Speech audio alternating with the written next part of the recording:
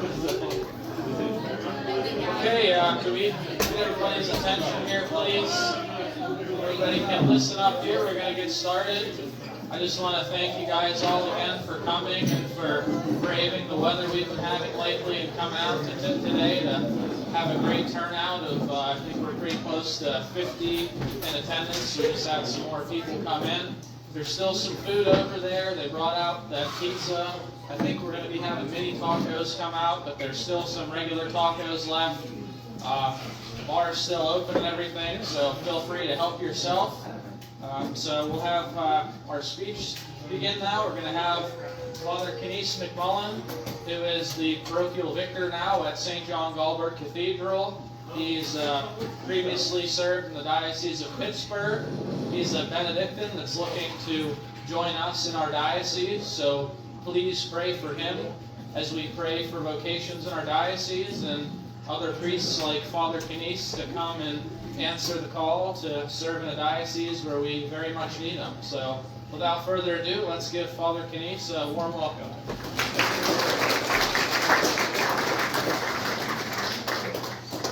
Thank you guys. Thank you everyone for coming. I love this topic tonight. This is just such a fun topic.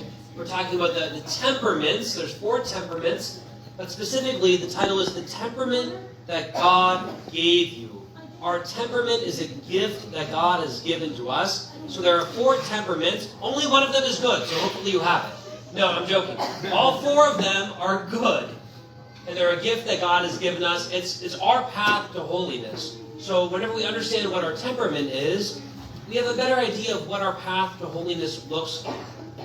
So I'll begin by talking about this horse. There's a farmer who has a horse. So this horse is really tall. And every time he walks through the barn door, he bumps his head on the top beam of the door. So the farmer decides one day this horse keeps bumping his head. So he takes a saw and he's cutting a hole into this wooden beam so that when the horse can walk through the door, he doesn't hit his head.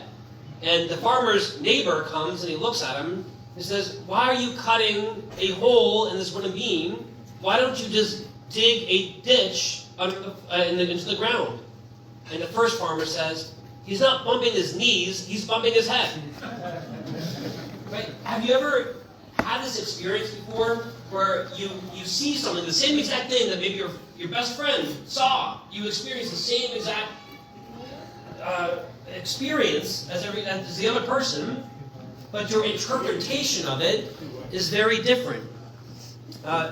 So how can 2 people who experience the same thing have a very different response to that? Well, that difference in their reaction, it's what we call temperament.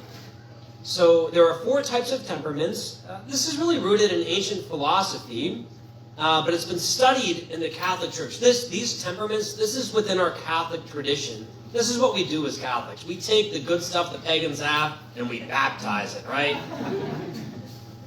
So we all have a primary temperament. We also have a secondary temperament. Nobody is really 100% of any of them. We're typically a blend of them, but sometimes we're a little bit more of one than the other. So temperaments, they are things that are innate. We are born with our temperament. It's not acquired. Our temperament, it is hardwired within us. This is nature, not nurture. So our temperament, it influences the way that we react and process our environment and all of the circumstances that are in it. So really, it's the sum, what we could say, of our natural, our innate preferences. So I'm going to prove it. Everybody, cross your arms. Right. My natural preference, I put my left arm over my right arm. I can put my right arm over my... Switch. Everybody switch. Can you switch? It feels a little weird, huh? Like you can do it, but you have a natural preference for one over the other. So our temperament is our natural preference of how we react to things. So we're not trying to be rigid and box you into your temperament. So the temperaments, if we understand our temperament, we're revealing really a tendency or preference we have. This is not an excuse for sinful behavior. You can't say, this is my temperament, so I'm doing it, right? No, it's not an excuse to justify sinful behavior. but our temperament is, like I said, it's how do we typically react to things. And our temperament, it is different than our personality type or our character. Personality, we could say, is the product of our temperament undergoing the environment, our education, our thoughts, our ideas, our emotions, our free choice, all of the choices that we've made, the habits that we've acquired. So temperament is really, it's our raw material. Again, it's what we are born with. It's the nature. But then whenever we get nurture, all of the stuff that's happening around us, our personality eventually becomes formed. So we're born with the raw material is our temperaments, and then that's the nature. Then through nurture, our environment, our education, all of our experiences, our personality and our character gets formed.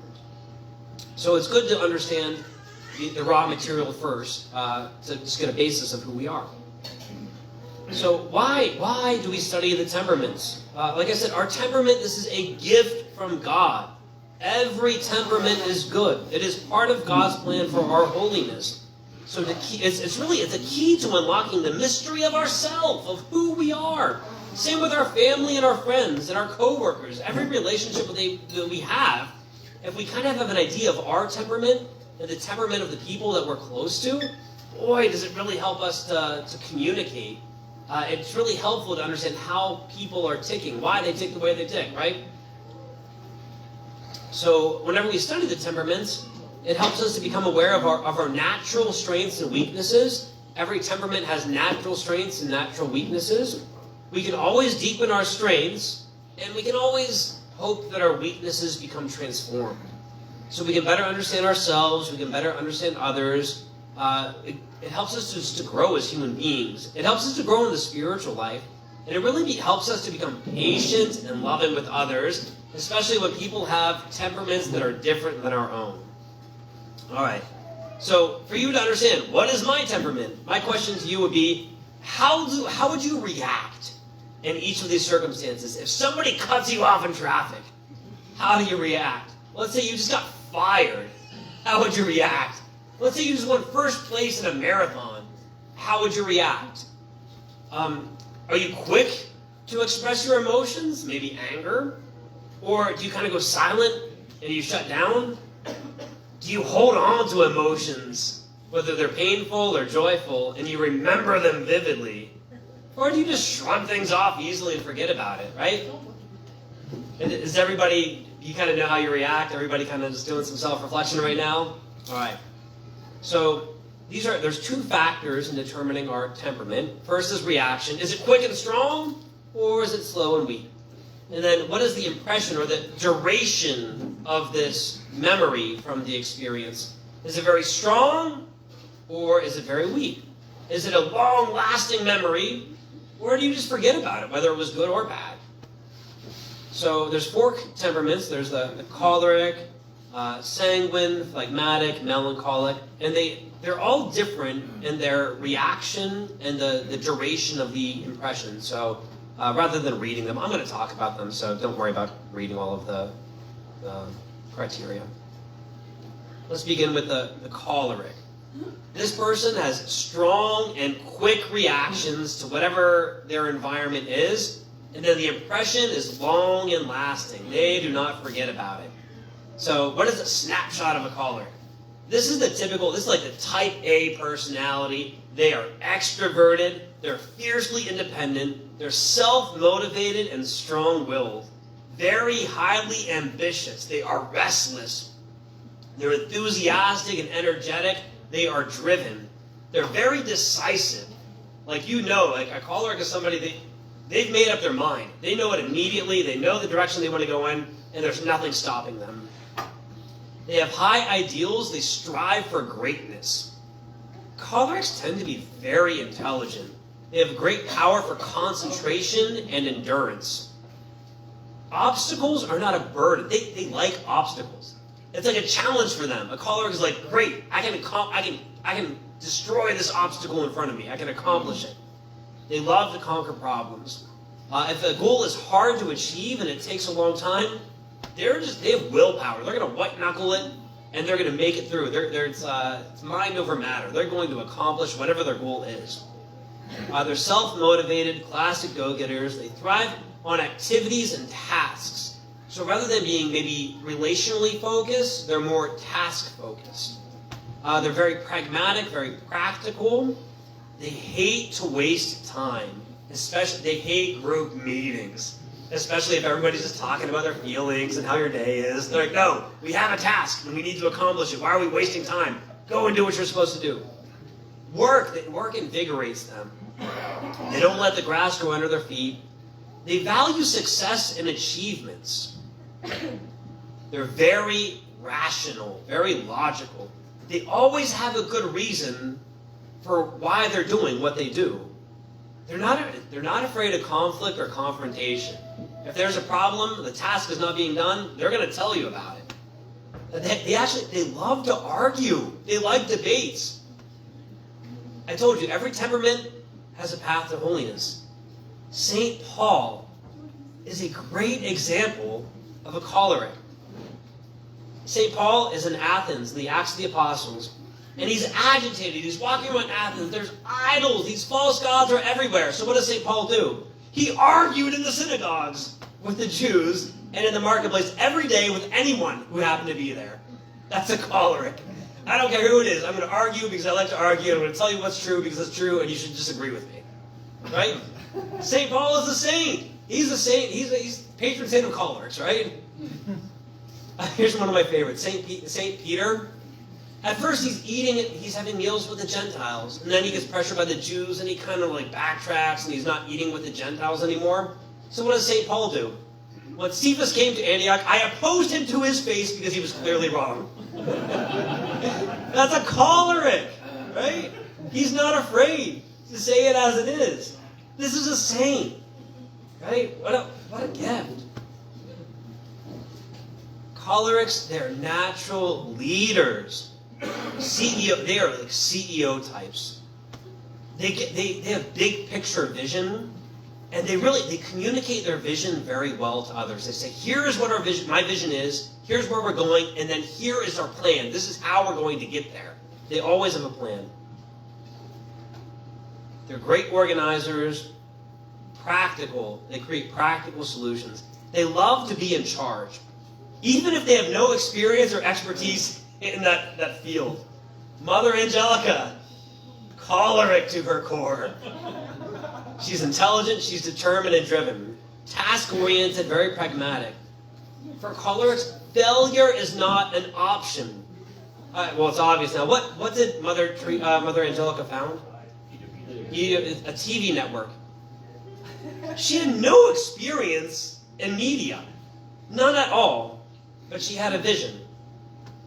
Even more amazing, she lived in her monastery is in Alabama, and they needed to make money.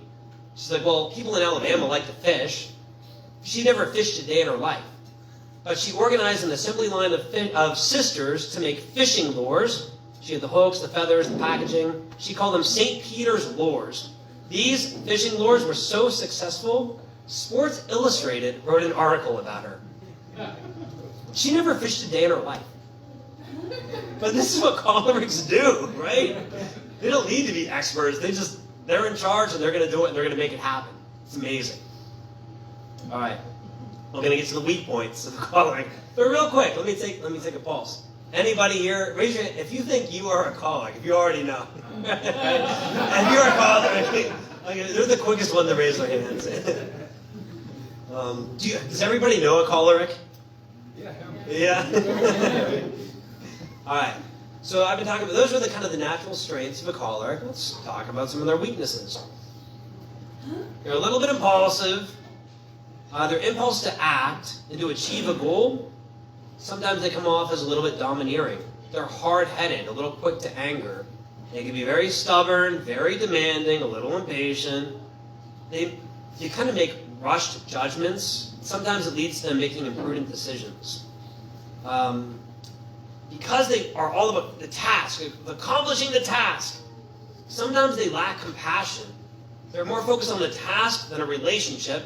Sometimes they end up hurting their relationship with somebody because they're so focused on achieving a task. They can view others as weak or unskilled or slow. Sometimes they can show contempt or belittle other people if they're not deemed as being competent. A choleric will sacrifice a relationship for the sake of achieving a goal. Again, the weakness. Kind of bulldozers, right? It's often said that a choleric has 2 heads and no heart.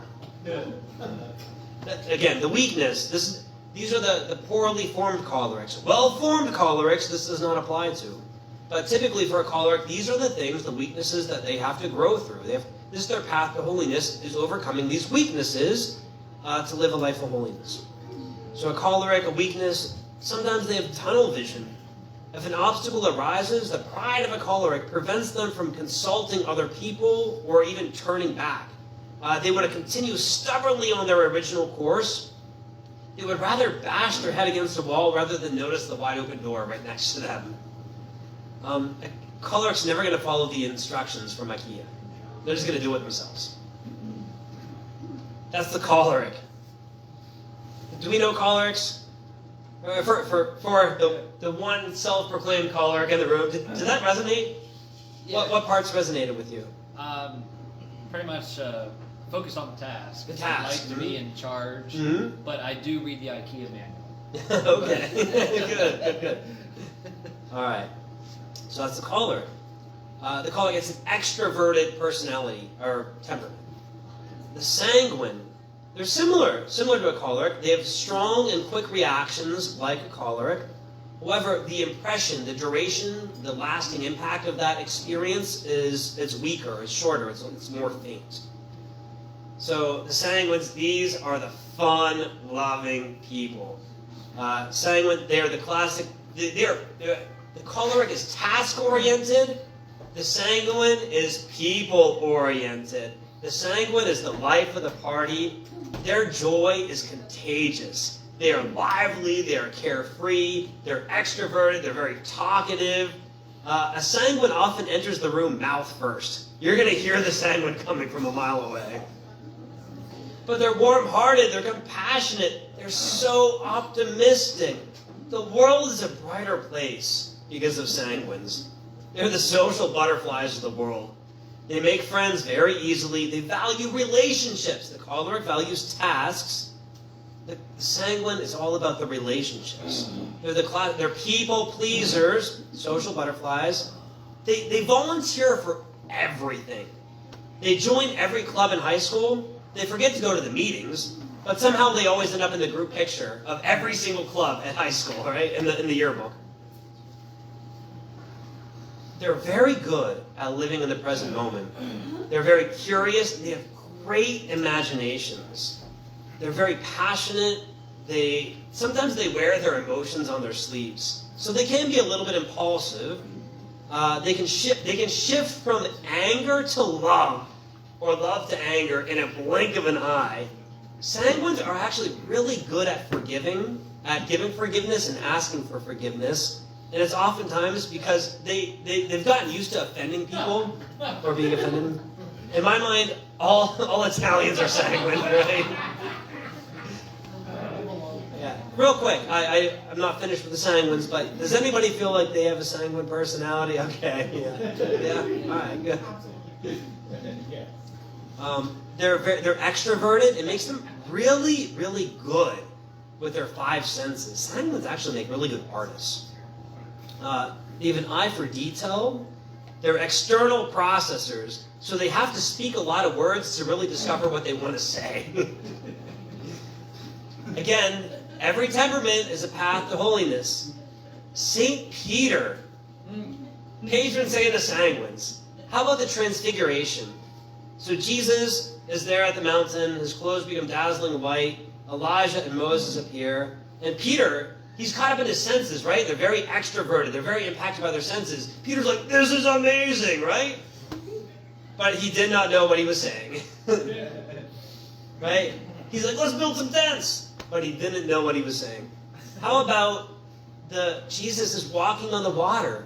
Again, there's a storm. Jesus is walking on the water. Peter, with all of his senses, he's like, this is amazing. I want to walk on the water too, right? So he impulsively asks, Lord, if it's you, bid me to come out on the water.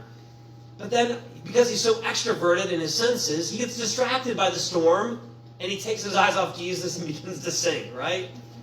This is the life of a sanguine. All right. What are some weak points of a sanguine? Because they're so extroverted and easygoing, actually sometimes they kind of have a tendency toward being a little superficial.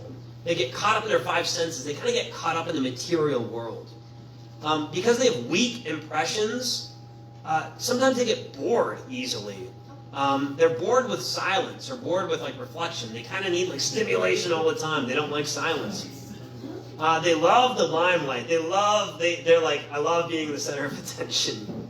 Sanguines, be careful with this. It's easy to get caught up with flattery. When people are giving you all this affirmation, it can go straight to your head.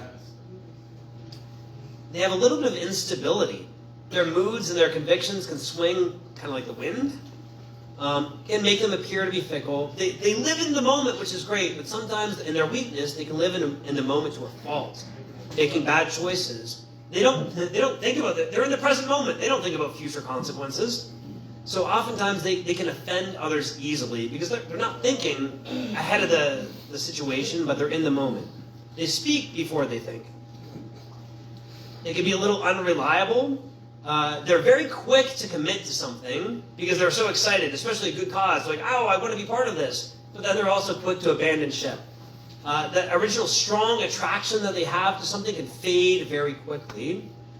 Distractions, sanguines are always late. Are you guys late, sanguines?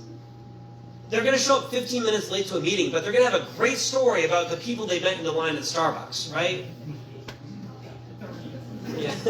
All right. That's the sanguine. We've covered the choleric, we've covered the sanguine. How are we doing so far?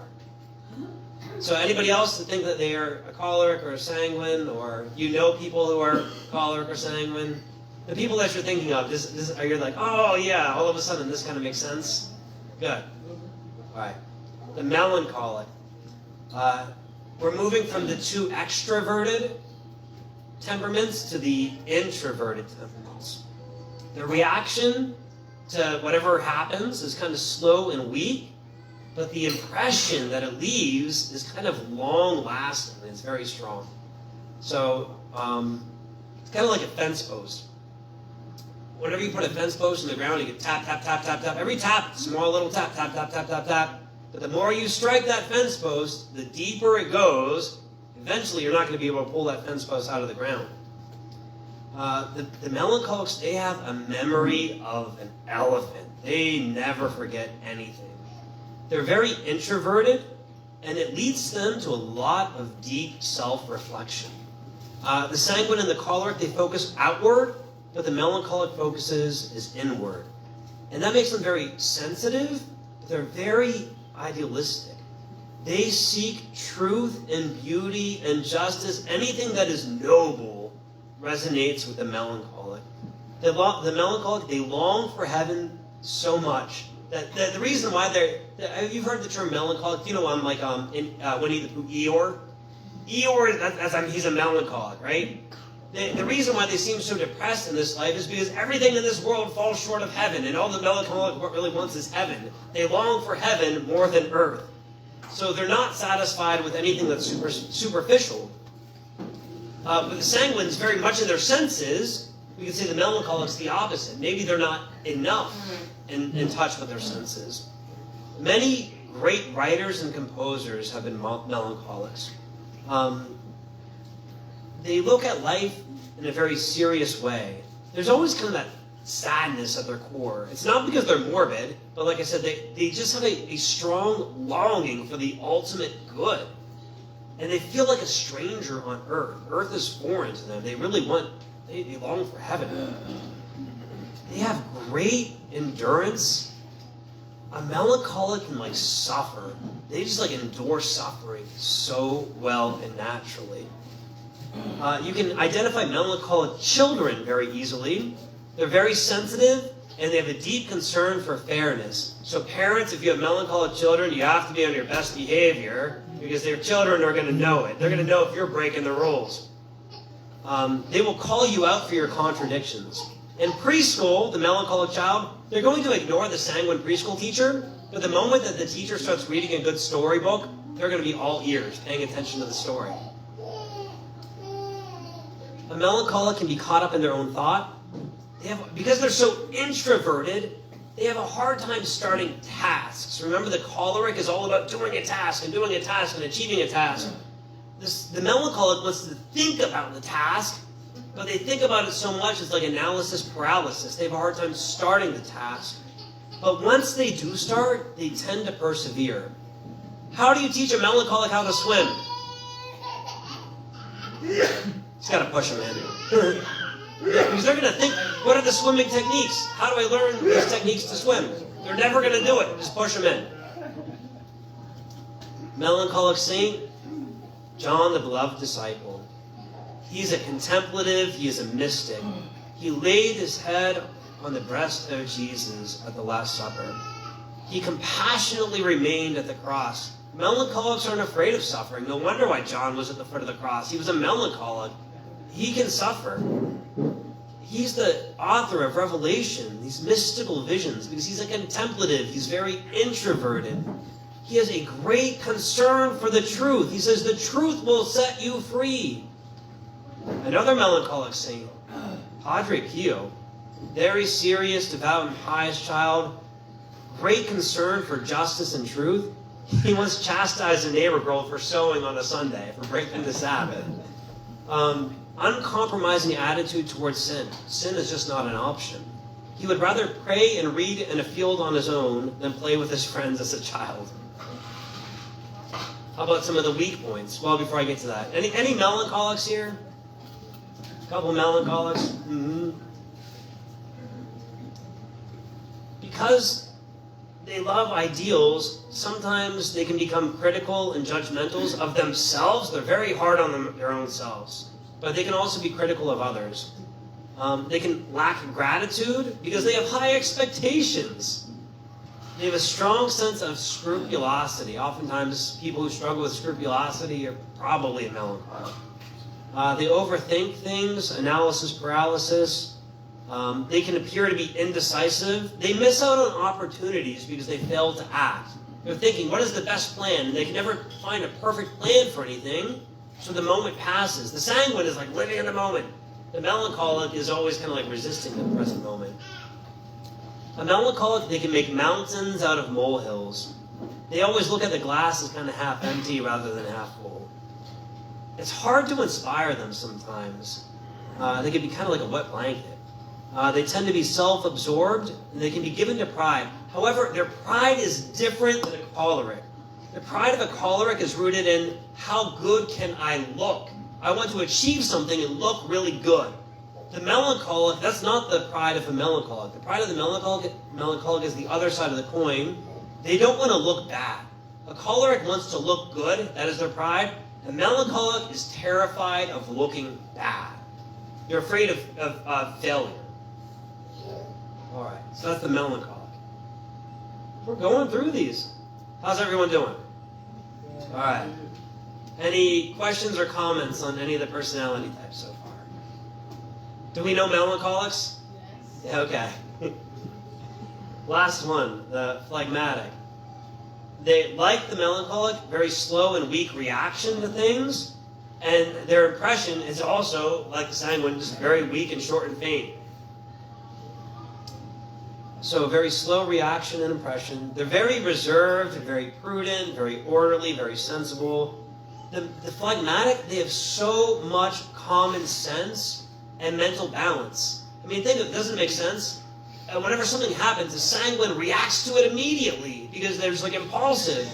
But the phlegmatic, they're just so calm and collected that they actually become very objective. They just kind of see things as they are because they don't have a strong emotional reaction to anything. They're very unbiased. So whenever they see something, they can kind of give an objective opinion on it. They actually, because they're also introverted, they're very reflective, they're very peaceful and very respectful. They're actually very dependable at their best, and they can be very patient. They're very introverted, but they love relationships. Remember, the sanguine is relationally oriented, not task oriented. The phlegmatic even though they're like the people-loving introverts. Sometimes we hear that word introvert and we have a negative connotation. We think it means somebody's shy and awkward. That's not what introverted means. Introverted is, well, where do you get your energy? So whenever an introvert is tired, rather than being with, if you're a sanguine, if you're an extrovert, if you're tired, you want to be with a bunch of people, then you pick up energy. But if you're an introvert, if you're tired, you just kind of want to go off and be by your own for 20 minutes and you kind of recharge, and then you can return to the relationships. So they are introverted, but they really love people. Phlegmatics are really good listeners. They're not going to interrupt you. If you start telling a story to a sanguine, they're going to interrupt you. But a phlegmatic, they're really good listeners. They love peace and harmony. They hate conflict. They avoid conflict at any cost. They are the peacemakers. One of the expressions to really pick out a phlegmatic is to people say, "What a great guy." That is a really good indicator that somebody's a phlegmatic. Every family needs at least one phlegmatic. They're agreeable, they're likable, they're not easily insulted. So a sanguine can come and say something that's actually really insulting to a phlegmatic. It's like water off a duck's back. They're not provoked to anger easily. They never need anger management classes. They do not want to be leaders. They're totally content being on the sideline. But if they do become a leader, they're the servant leaders. They're very good at not being egotistical or prideful about being a leader, and they're very natural at wanting to serve people well as leaders. Because they are so calm and collected, they excel at professions that require people to keep a very cool disposition under pressure. So they're good diplomats, police officers, or firefighters. Because they have a weak reaction, like I said, it makes them very objective. They're not impulsively reacting to something. So this actually makes them suitable for scholarly work. They're very clear. Whenever they write or speak, they're very clear and concise. Like I said, a sanguine, they need to use 1,000 words to figure out what they're saying. A phlegmatic can say that in 10 minutes. They don't exaggerate. They just kind of say it as it is. Hey, we're celebrating this guy's feast day today, St. Thomas Aquinas. Great example of a phlegmatic saint. He's very careful and objective in his thought and his speech, very methodical, very quiet and even-tempered. He's very simple and dry-witted. Well, phlegmatics are often they kind of have this dry, witty sense of humor. His friends tricked him once. They said, "Look, Thomas, look out the window. There's a flying cow." And he went over the window and he looked. And they made fun of him. And he said, "I would rather believe that the cow is flying than that my friends would lie to me." Oh, I know. He's a man of common sense, very logical, yet very trusting and innocent. It was said that his last confession was that of a 5-year-old child. It was so simple and pure. Whenever somebody interrupted him, he apologized. Right? They love harmony. They love peace. All right, I'll get to the weak points in a minute. Any phlegmatics here? Okay, good. Some of their weak points. Because they're kind of slow to react to things, they can appear to be a little bit boring or apathetic, indecisive and passive. Don't ask them what they want to eat. They'll be like, "What do you want to eat?" "I don't care, you pick." They can be lukewarm and passionless. They have a tendency to procrastinate, kind of like the melancholic. They have a hard time starting things because they are so introverted. They can be a little bit sluggish and slow and enthusiastic. They're unmotivated. They're just kind of content with the status quo. Everything's fine. All right. To find out what temperament you are, I'm going to tell you that scientists just discovered that there's massive comets that are flying toward the Earth at the speed of light, and they're going to, by this time next week, the entire Earth is going to be destroyed. What is your reaction? If you're a sanguine, you're just excited. You're going to tell everybody about it. And "I saw it, I swear I saw it," right? The choleric is going to form an expedition to find and analyze the comets to destroy them. The melancholic is going to ponder what this means and how they feel about it. The phlegmatic's going to wait around and see what everyone else does, and then they're going to go along with the flow. Dylan, you okay?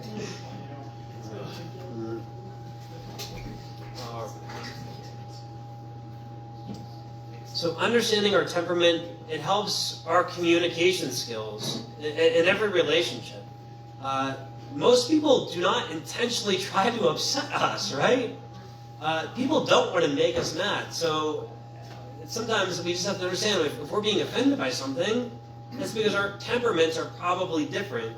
For example, growing up, my family, too often we would go to the early morning Sunday Mass, like 7 a.m. Mass, Our Lady of Victory. Probably saw Father Matt there. And with my siblings, I'm very introverted. So when I'm tired, I just want calm, I want quiet, I want to be with myself. My brother and sister are like extroverted.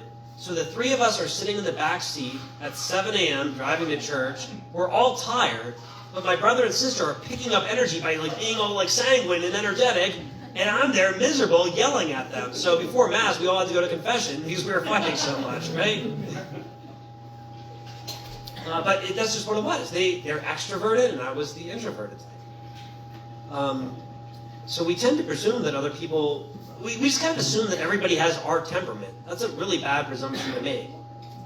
So certain styles of communication are more effective whenever we're relating to somebody with a different temperament. So it's good if we know our temperament, and we can kind of guess the temperament of the people we are relating to. It can help us to be patient with them and develop the right kind of communication skills that help create a healthy channel of communication. All right. So how about tips for relating to a choleric? If you have any choleric friends, or maybe if you are choleric, you can tell me, do you want people to relate to you in this way? Cholerics acknowledge their achievements, their contributions, even if they appear to be indifferent about it. Tell them that they did a good job. Give them the opportunity to compete and to debate. Cholerics love challenges. Do not rob them of a challenge.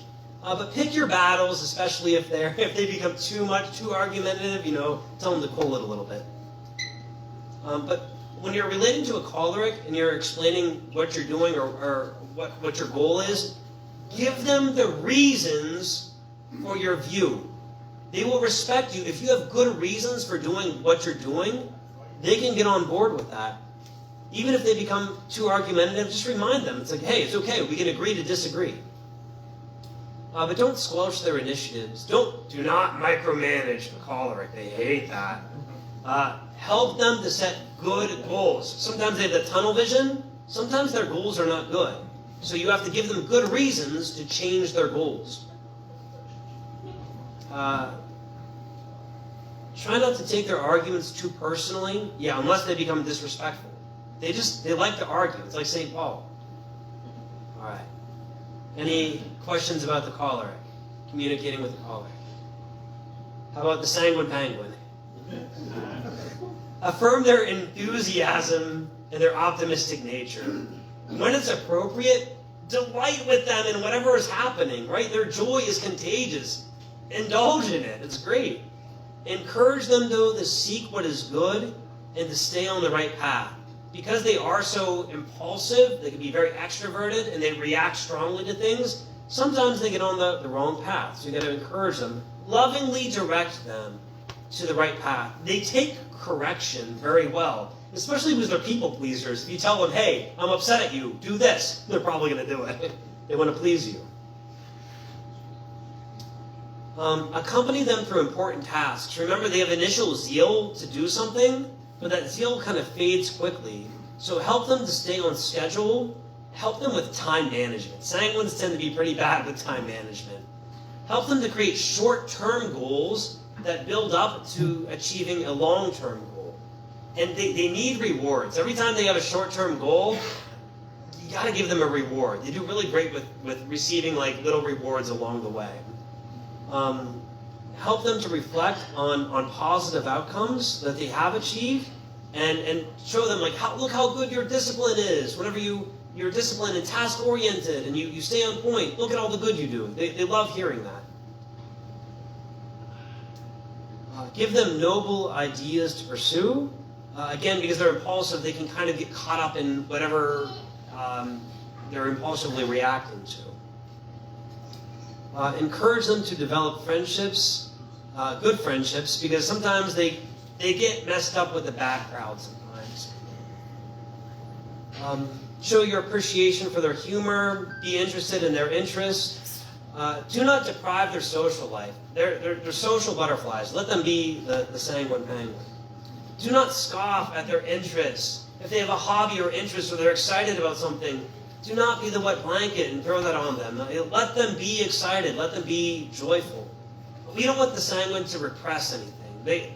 They're not good with repression. Let them enjoy it. Any questions about the choleric or the sanguine? For all of you who identify as choleric or sanguine, did that feel good to hear? Did that resonate? Yeah. Excellent. The Italian, yeah. All right, the melancholic. Give them quiet time. Understand and affirm the concerns and the obstacles that they have analyzed. They might want to tell you about whatever problem they see and all of the reasons why a situation is problematic. Kind of tell them, hey, good job, you've analyzed this. You have not left any rock unturned. When a melancholic is speaking, because they don't speak very often and they don't use many words, pay attention. If you have a melancholic friend and they are sharing something, do not interrupt. You really should listen to them because they're very intentional with their speech.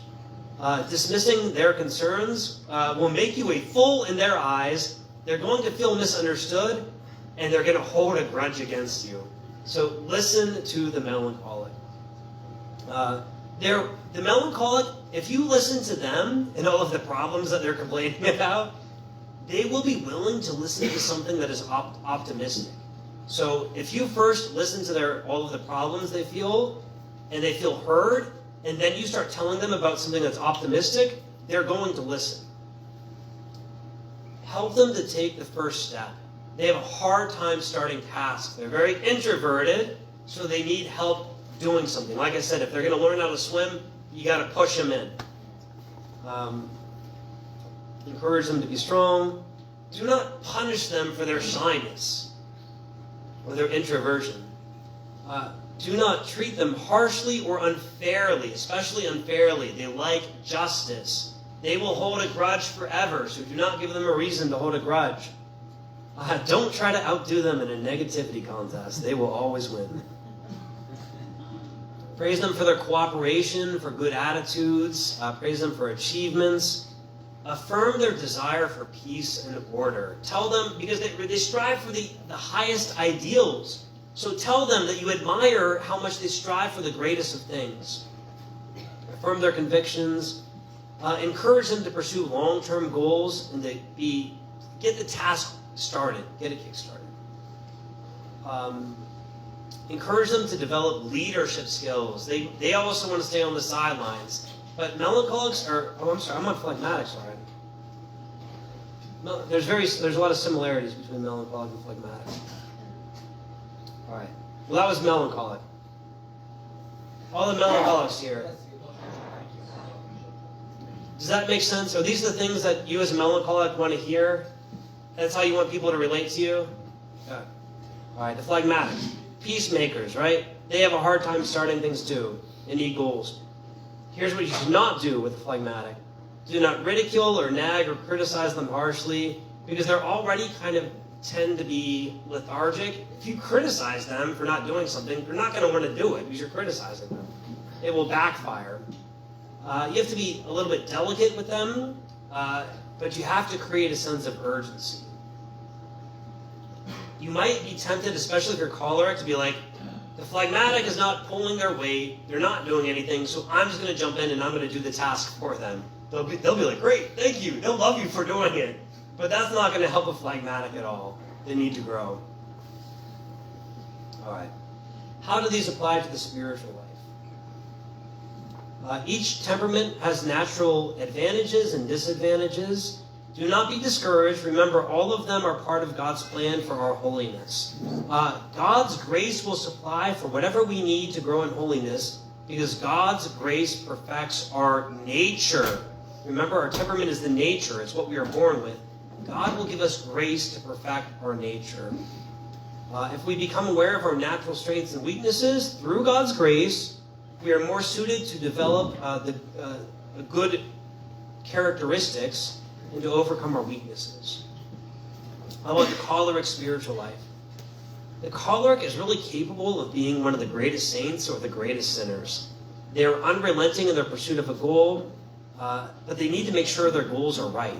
St. Paul was unrelenting. Remember, before he became Christian, Saul, he persecuted the Christians before his conversion, right? He was unrelenting. He was destroying the church. But then the moment happened where he had his conversion, and then he became the greatest advocate for the church, right? So cholerics, they're natural leaders, but they're not natural followers. The choleric needs to remember that they need to follow Christ. They really benefit from a good spiritual director because a choleric can easily stray into their own ambition. They're stubborn and they're attached to their will, and they need to remember that humility is a good thing. And the only way to grow in humility is through humiliations. That's very hard. The sacrament of confession can be very hard, but very good for the choleric. So if you have a choleric temperament, great place to go for your spiritual life is the sacrament of confession. They have to develop charity and love for others. Meditate upon the mystical body of Christ. The body has many hearts. It doesn't just have a head. The mystical body is not just a brain. It has a whole body. And there has to be connection between the head and the body. We have to do this through an intentional prayer life and not just falling into activism. The church, actually, there's two dimensions. Everybody confuses the church. We think that there's a Petrine nature to the church. It's a going out and evangelizing. And we are. There's a Petrine dimension of the church, and outgoing. However, before the church is Petrine, it is first Marian. Marian spirituality is not doing. Marian spirituality is let it be done to me according to your word. So the choleric, they kind of have that Petrine, that going out, that active, bringing the gospel everywhere, kind of task-oriented disposition. They have to remember the Marian posture of the church, which is receptive of let it be done to me according to your word. Because the choleric is very strong, they have a strong will, they're really good at persevering through aridity and dryness in prayer. For them, it's just like, it's a challenge, and they like challenges. Cholerics, I encourage you to experience your emotions in your prayer. You are more than just an intellect. Do not forget about your heart. Meditate upon the passion of Christ. Allow it to move your heart. Allow yourself to experience compassion for the suffering of others. Any questions about the choleric spiritual life? About the sanguine? They have that faint impressions.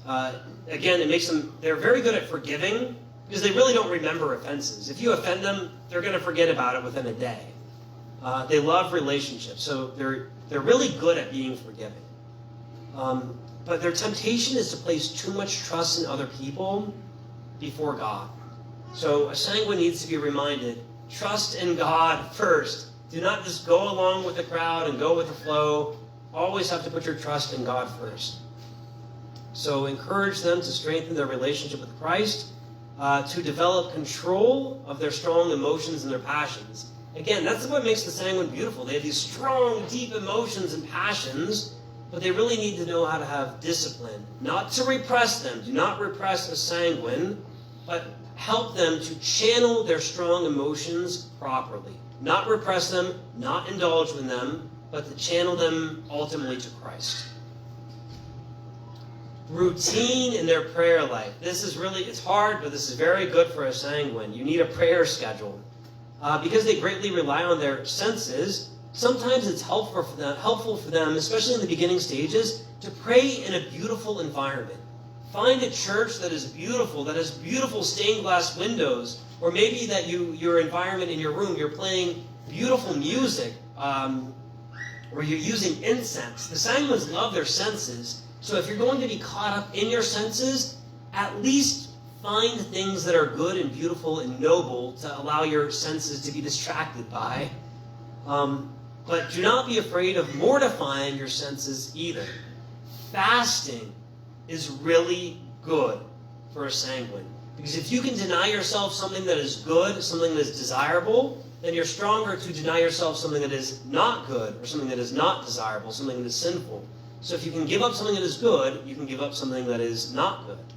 So sanguines, fasting is really good for your spiritual life. And that doesn't mean just food. It can mean all kinds of things. It can mean music or social media or the internet, whatever it is. Lectio Divina, praying with Scripture. Whenever you pray with Scripture, do not be afraid to use your imagination.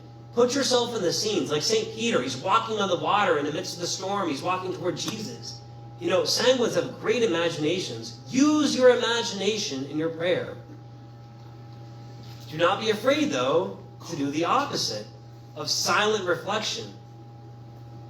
Prayer groups are really good for sanguines because it holds them accountable. So if there is a prayer meeting that's scheduled, even though they don't like schedules, they don't like being on time to things, if they feel like they're going to disappoint the group by not showing up, it's going to encourage them to actually attend the group, even if they're late. Obedience actually comes fairly easy to the sanguine because they are people pleasers. If they know that I have to do this to please God, they actually do it pretty well. But sometimes whenever the suffering comes, they kind of flee. That's whenever their obedience becomes weak. St. Peter, again, in the agony in the garden, right before this, he's like, Jesus, I'm willing to die with you, and I'm willing to die for you. But then what happens? The agony in the garden happens, and what happens to Peter? He runs away. Having a good spiritual director is very helpful because they can easily be led astray by the influence of others. So having a spiritual director that a sanguine trusts helps to keep them on the right path. All right, we did choleric and sanguine, going to the melancholic. But any questions so far about sanguine and choleric, spiritual life? For all the sanguines and melancholics, does that resonate?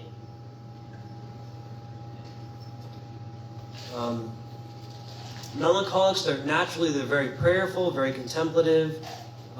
They're very compassionate for suffering. They can be a little bit scrupulous. So they review their past mistakes, and sometimes it leads them to despair. The melancholic should always be confident in God's mercy. God's mercy is greater than any sin we've ever committed. A good spiritual director can help them move from a vicious downward cycle of anxiety and depression and frustration and scrupulosity to kind of being more optimistic, to be open to God's mercy. The Psalms. If you are a melancholic, pray the Psalms. The Psalms are so rich and deep. They express every feeling that the human heart can ever have. The Psalms are a great place for the melancholic to begin to pray with. They desire to be perfect, but it should not... The melancholic, whenever you desire to be perfect, it should not be for the sake of being perfect. You should desire to be perfect for the love of Christ, not for just the sake of being perfect. Meditate upon the passion of Christ, who died to free you from your sin. Divine Mercy Chaplet, another great prayer for the melancholic. The motto of a melancholic, their spiritual life, should be, with God all things are possible. Avoid self-pity by practicing gratitude. Thankfulness is good. Melancholics go into themselves. Whenever you are thankful, when you have gratitude, it gets you out of yourself. So prayers of thanksgiving are very good. Take time to reflect on blessings. If you are a melancholic, take time to pray and reflect on the blessings that you have received. All right, last one, the phlegmatic. They value principles. They're true to their word. They're very honest. They have a lot of integrity. They're very respectful of authority. They love tradition.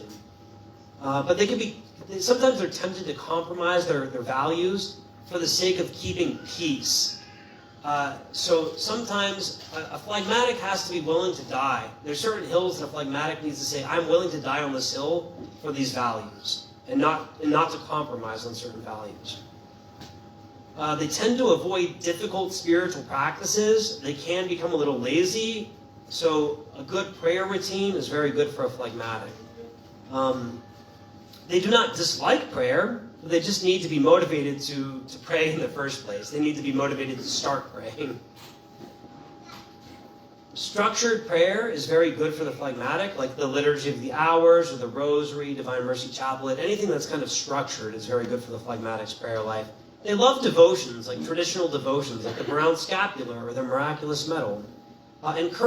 This is what phlegmatics need to be encouraged to do. Get involved in the life of your parish. Do not just sit and observe your parish from the sidelines. You need to be involved. Do not be afraid of being a servant leader. Again, group meetings are good. It keeps them accountable. And I guess this is the conclusion. The temperaments help us to know ourselves and to begin to know God more. The more we grasp reality through these temperaments, through our understanding of ourselves and others, the greater our love for God will be. Because we will start loving people and the temperaments that they have. We'll admire the God who made these beautiful temperaments. We are made in the image and likeness of God. The more we understand ourselves and others, the more we penetrate the mystery of God's love and imitate Him as being a gift of self. So those are the 4 temperaments, snapshot, and that's the recommendations I have for the spiritual life of every temperament. And why don't we end with let's do a final show of hands. And who here would say they are choleric? Okay, a few more. Who thinks they are sanguine? Well, sanguines. How about melancholic? Okay, and how about phlegmatic? Oh, okay. Who has no idea? You're phlegmatic. What do you think I am? Who here would say I'm choleric? Who here would say, no? Okay. I thought it was very intimidating. Who thinks I am sanguine? Who thinks I am melancholic? Who thinks I am phlegmatic? Oh, yeah. I'm almost 50-50 melancholic phlegmatic. I'm probably 60-40 melancholic phlegmatic. But the beautiful thing, I forgot to mention this, but it'll be my last remark, and then I'll open it up for any questions or concerns. The greater we grow in virtue, remember, our temperament is the raw material, but whenever we grow in holiness, when we grow in virtue, and our personality is formed, that beautiful sculpture, the more holy we are, the harder it is to determine what our temperament is. That's why we should kind of think of our childhood. What were we like as children? That will kind of tell us our nature. But the more we grow in virtue, our weaknesses disappear, and we pick up the strengths of the other temperaments. So we are more well-formed, and that's a good thing. Whenever you're well-formed, you kind of, whenever you see a beautiful statue, you kind of forget what that raw material, that raw stone block looked like in the beginning. So, what was Jesus' personality? Or what was Jesus' temperament? I don't know. He perfected all of them, and he had none of the weaknesses of any of them. He had all of the strengths and none of the weaknesses. He had the perfect personality. So, any questions or concerns? So, in a situation where you have somebody who's like part one temperament, part another temperament, because like when you were going through saying, oh, these are the best keys to the spiritual life for each of the temperaments, how do you approach this someone who could be like part like melancholic or part sanguine or part choleric and part phlegmatic? Yeah, exactly. I think it's just helpful to know, because sometimes people are like 90% one and 10% another, you know? So, and this is the thing, in the beginning I said, do not box yourself or box anyone else into these temperaments. We cannot just put somebody in a category and just relate to them in that one way. Each person is a unique mystery. The temperaments can help us to engage with that mystery, but it doesn't box the person into a certain category. So it's just kind of a tool to think, okay, well, maybe this person is 60% choleric and 40% melancholic. Like, it just kind of gives you a better idea of what might work well or not work for them. So, again, you kind of have to take each interaction, each person as a unique mystery. But this is just a tool to kind of get you on track. Does that make sense? So kind of like a guideline. It's a guideline, yeah. Okay. Good question. Pretty much this is at the very beginning when you said you have your primary and then your secondary. Is your secondary mainly the nurture variant you get from your own personality? Oh, that's a good question. I've never had that question before. I don't know. I don't think so. I think it's our nature is just primarily one of them, and then for whatever reason God decided to pair it. God likes diversity, right? I mean, even look at our human nature. There's one human nature, but there are two incarnations of the human nature as male and female, right? God likes to take things, two different things, and pair them. And what God has joined, let no one separate. Any other questions? On a few of the different topics, routine prayer was a point that consistently was brought up. And while I think that's obviously a good thing, I think there's something to be said about a sort of sporadic prayer routine, or not routine. I would agree with that. I think, yeah, maybe the introverted temperaments, kind of a spontaneous, encouraging them to pray spontaneously, that'll get them out of their comfort zone for sure. Good point. Thank you. What do you think the best way to tease a choleric person is? Oh boy. No, I'm going to answer that. I'd say make fun of them, playfully pick on one of their mistakes. Because they don't like to make mistakes, or they don't like to fail. So if you're playful about it, but then once you kind of get them with that playful kind of picking on, teasing them for maybe making a mistake or not succeeding, then you have to dump on the affirmation right after that. So it's kind of like, so it's a little bit of both. Yeah. Bit of a complex question in regards to extroverts and introverts. What if you like being with people, but you feel safer being alone? What are you? Yeah, I think the phlegmatic and the melancholic both experience that. They both can be described as people-loving introverts. So they like being alone. Whenever they're tired, they're exhausted. Whenever they want to experience rest, to pick up energy, they want to be by themselves. But they do have a deep love for people over tasks. So even though they would prefer, whenever they're tired, to be by themselves, whenever they do have energy, they want to use their energy for the sake of other people. Does that make sense? Kind of.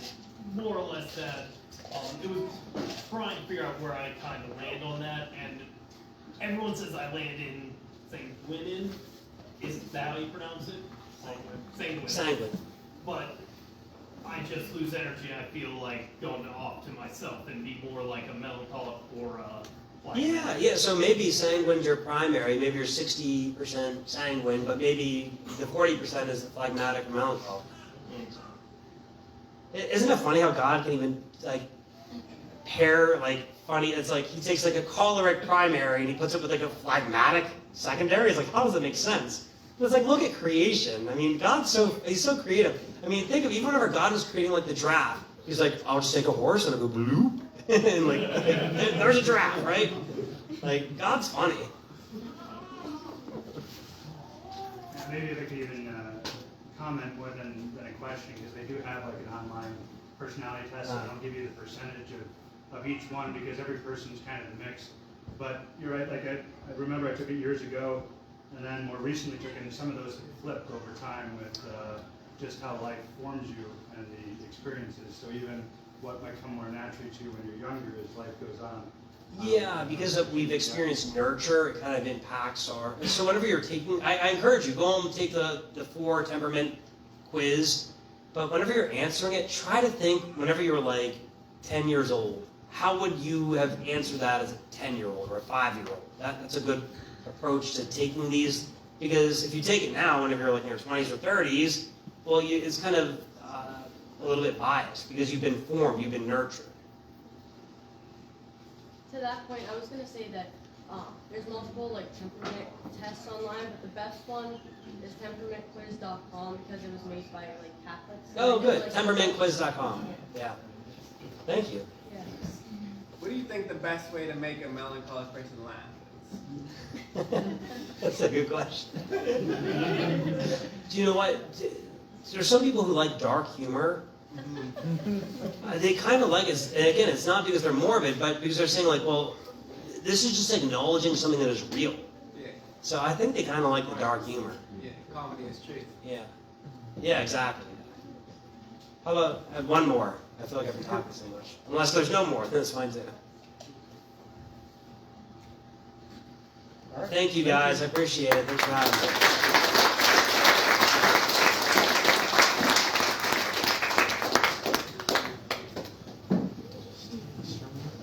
All right, guys. Thank you all for coming, and thank you, Father Canice. That was great. I, again, appreciate everybody coming out. I think we had about 52 people here, so that's pretty good for it being single-degree temperatures and over a foot of snow on the ground. So we really appreciate that. I just also want to give a shout-out. I know some people here have been making the trip to Altoona area, but our friend Andrew Patopa over on the other side of the mountain has been doing their Theology on Tap, usually the first Thursday of every month in the Altoona area at Marzani's. And then we also have a friend, Ethan Potter, who's been doing, I think, like second or third Sunday of every month or something like that. So it varies. We could post some information on that, but he's been doing some events over there too. And I know they've been getting some really great turnouts. It's a little bit more, I think, of like a wine and cheese, sort of artsy sort of thing. So that's interesting if anybody feels like making the trip over there. Looking ahead for us here, you can see on most of the tables we have flyers of upcoming events. There's also some other stuff around. On February 13th, we're having our young adult Nerf battle. You can see Adam and I on there in our tactical Nerf gear. So we hope everybody will join us for that. And then if you're not interested in the extreme of the Nerf battle, we're also going to be having a movie night that night to insulate it from the battle. What is it? The story of Bernadette, or the Song of Bernadette. So join us for that. And then next month, on February 25th, we're going to have Father David Dodd, who is a TOR that's currently in Loretto Crescent area, is going to come and speak to us on the importance of sacred scripture. So that'll be another good one. And last month, I believe, we were touching on some charismatic stuff. Father David Dodd also has a lot of experience with that and healing ministries, so he'd be a good person if you're interested in any of that stuff to talk to. Now we also have some other great events that Father Canice is helping us potentially plan, and some other great speakers. I got a hold of Archbishop William Skurla, who is the Ruthenian Greek Catholic Archbishop from Pittsburgh. He's going to be making a trip here at some point in the year. I emailed him and his secretary. We're still in the process of getting him scheduled, and we're also going to plan on getting some other great speakers. So we appreciate you guys sticking with us and braving the weather. And I think we have some other good events that Father Canice and I have discussed. We don't want to reveal too much because there's still some logistics to get figured out. So thank you guys all for coming again. There's some to-go containers over here. There's still some tacos and mini tacos left. And we hope to see you on February 13th at St. John Galbart for our night prayer and Nerf battle and Song of Bernadette movie night. And also here again next month, February 25th, for our next Theology on Tap. So thank you guys, and drive safe. And you guys are more than welcome to hang out and socialize some more. And see you next time.